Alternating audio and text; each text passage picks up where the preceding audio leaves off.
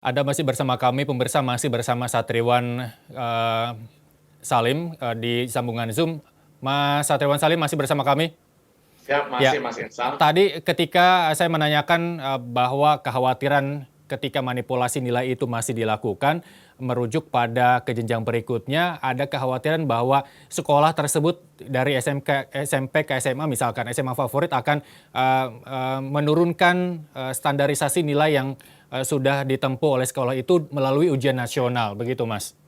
Ya, ini sebenarnya isu yang lain lagi ya, persoalan masuk ke sekolah negeri. Masuk ke sekolah negeri sejak tahun 2017, skemanya bukan lagi nilai ujian nasional atau rapot ansih, Oke. tapi kebijakan baru namanya zonasi, Mas Irsal. Jadi kedekatan rumah, Ya. sehingga istilah sekolah unggulan, sekolah apa lagi itu ya, sekolah favorit, secara hukum memang tidak ada gitu. Nah, akibatnya apa sekarang, Mas?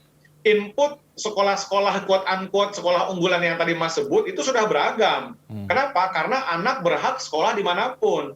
Yang menjadikan dia ini unggulan atau tidak unggulan kan sebenarnya juga faktor murid sebenarnya, murid sebelumnya kan gitu. Ya. Nah, setelah ujian nasional tidak mempengaruhi apa-apa lagi, Mas, diiringi dengan kebijakan baru zonasi ya untuk masuk ke sekolah yang baru gitu alih jenjang dari SD, SMP, SMP ke SMA, lagi-lagi sekarang 4 tahun terakhir ini menggunakan jarak dari rumah. Jadi bukan berdasarkan nilai. Nah, sehingga standar tadi yang dikatakan disitulah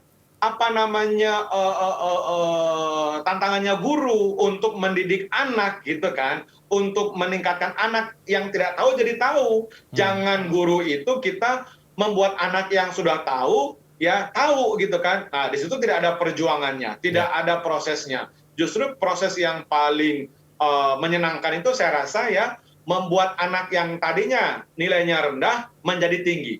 Yang tidak tahu dia menjadi paham, menjadi mengerti, bisa melakukan, bisa memecahkan masalah. Tadinya dia biasa-biasa saja. Nah, ukurannya bukan angka-angka saya rasa.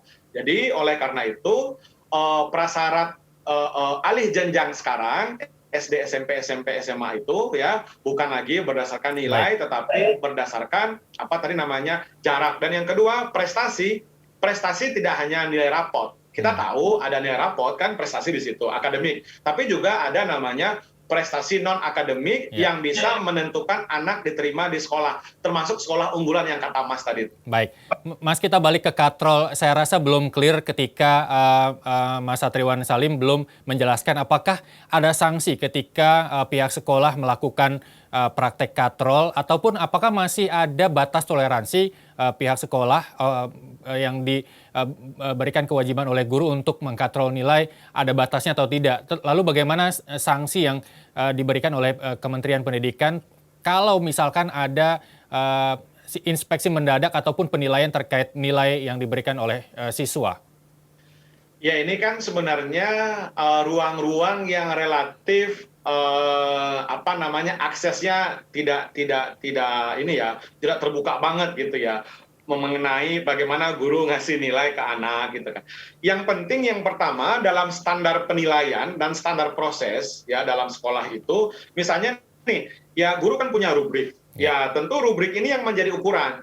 Nah, ketika nanti ada akreditasi, si asesor dari Badan Akreditasi Nasional itu, dari pemerintah itu melihat, mana rubriknya, mata pelajaran apa, misalnya gitu ya, fisika, oh dia lihat rubriknya, oh ya rubriknya jelas, mulai dari semester 1 sampai semester sekian gitu, untuk nilai sikap, untuk nilai keterampilan, untuk nilai pengetahuan ulangannya, kan ada. Jadi sebenarnya kesempatan untuk mengatrol-ngatrol itu memang agak susah kalau guru tersebut profesional dalam melaksanakan tugas, Ya. ya kan, mengikuti standar penilaian, mengikuti standar proses yang sudah dibuat oleh pusat. Tetapi jika terjadi praktek-praktek katrol seperti itu, saya rasa Kemdikbud mungkin terlalu jauh ya. Ya saya rasa mungkin dinas pendidikan atau Oke. pengawas sekolah ya yang mengetahui. Tapi sekali lagi ini kan praktek semacam mati lampu gitu ya, nggak pura-pura nggak tahu atau memang saling menguntungkan kan Ya. gitu ya. Karena anak tanda kutip ya mungkin nggak apa-apa lah, memang gurunya baik kok gitu kan dan seterusnya. Tapi saya rasa praktek seperti ini akan menemui tantangan yang berat ketika anaknya masuk perguruan tinggi negeri apalagi perguruan tinggi negeri yang anaknya menggunakan jalur apa tadi, undangan. Akan ketahuan Mas, kalau katrolnya itu Pinter beneran atau pinter hasil katrol begitu ya? betul, dan nanti mereka juga kalau yang nilainya karena katrol ya, karena katrol betul-betul katrol, itu bisa jadi di perguruan tinggi nanti tidak bertahan Mas IP-nya, dan itu akan mempengaruhi untuk tahun depan Mas terhadap sekolahnya. Nah itu aturannya yang di dalam sistem SNMPTN itu. Baik, dari catatan P2G, wilayah yang masih menjadi perhatian untuk peningkatan mutu pendidikan di Indonesia, adakah Mas? Ya, ini menarik juga. Saya mau spesifik terhadap kualitas pendidikan selama PJJ saja, pembelajaran jarak jauh. Ancaman selama pandemi ini kan terhadap pendidikan juga. Kita mengetahui ada yang disebut dengan lost learning ya, kehilangan kualitas pembelajaran. Saya rasa yang butuh betul-betul intervensi dari Kemdikbud, dari Pemda, dari Kementerian Agama, semua pemangku kepentingan pendidikan adalah wilayah-wilayah yang atau daerah-daerah yang akses terhadap pembelajaran digitalnya masih minimal, ya. Apakah itu daerah 3T, apakah itu daerah timur, gitu ya. Dalam berbagai evaluasi, berbagai riset, termasuk dari Bank Dunia, menunjukkan Pulau Jawa relatif lebih baik akses terhadap pembelajaran selama PJJ. Karena akses internet, akses digitalnya lebih memadai ketimbang saudara anak-anak kita di daerah-daerah. Apakah pelosok 3T, di pelosok Kalimantan, pelosok di Papua, di NTT, di Maluku, dan seterusnya. Ini memang masih menjadi persoalan sehingga memengaruhi kualitas pembelajaran dan kualitas pendidikan.